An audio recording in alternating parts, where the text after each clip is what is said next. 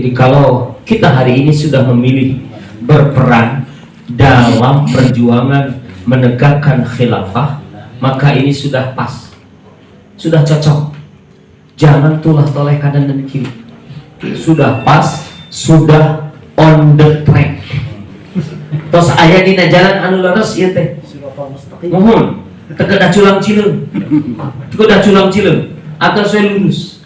Karena kita sudah memilih dakwah yang penting, dakwah yang merupakan kewajiban. Gitu. Dakwah yang merupakan kewajiban. Tidak mungkin kita memperagakan Islam hanya dengan menampilkan Islam dengan akhlak saja.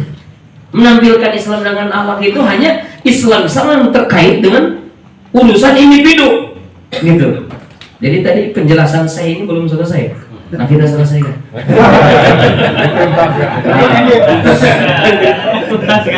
Karena nggak selesai kalau hanya dengan itu, karena hukum Islam bukan hanya terkait dengan akhlak saja.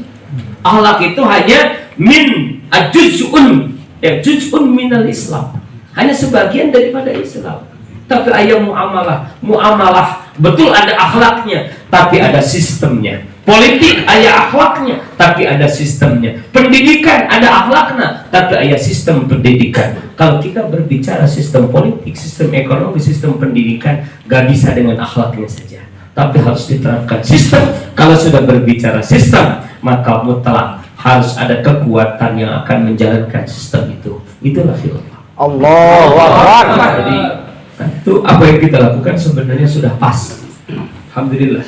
Makanya kita Likos Awal ini sebenarnya adalah bukan sekadar kangen-kangenan, bukan sekadar kangen-kangenan, tapi ingin memperkuat perjuangan kita, ingin meyakinkan kita bahwa kita insya Allah alal haq. Kita sudah ada di jalur yang benar. Kita sudah ada di jalur yang benar karena apa yang kita lakukan ini sudah diisyarahkan oleh para sahabat. Ya, ketika tidak ada kepemimpinan, maka amalan yang paling wajib adalah mewujudkan kepemimpinan itu. Makanya dulu di zaman Nabi Sallallahu Alaihi Wasallam wafat, ketika Nabi wafat, Abu Bakar As-Siddiq radhiyallahu anhu beliau berpidato, ala inna Muhammadan qad mata wala budda li hadzal din mimman yaqumu bihi. Ingat, sesungguhnya Rasulullah Muhammad telah wafat dan agama ini mesti ada yang pegang, mesti ada yang menegakkan, mesti ada yang menegakkan agama ini, mesti ada yang memimpin. Karena itu pada saat itu ada banyak kewajiban yang harus dijalankan oleh para sahabat, tapi sahabat mereka memilih mendahulukan kewajiban untuk mengangkat pemimpin. Satu, mereka wajib mengurusi jenazah Nabi, belum diurusi.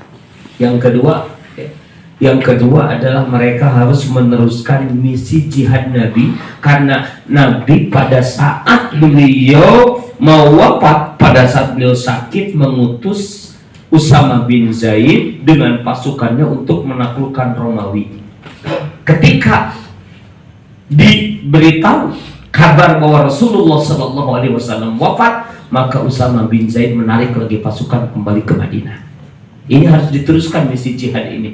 2, 3, kaum muslimin saat itu berhadapan dengan kaum murtadin. Sudah ada riak-riak, gelombang-gelombang perlawanan dari orang-orang yang murtad. Ini harus ditangani, memerangi orang-orang yang murtad. 3, 4, kaum muslimin wajib mengangkat seorang pemimpin yang akan meneruskan kepemimpinan Nabi Sallallahu Alaihi Wasallam, yang akan menegakkan agama Allah.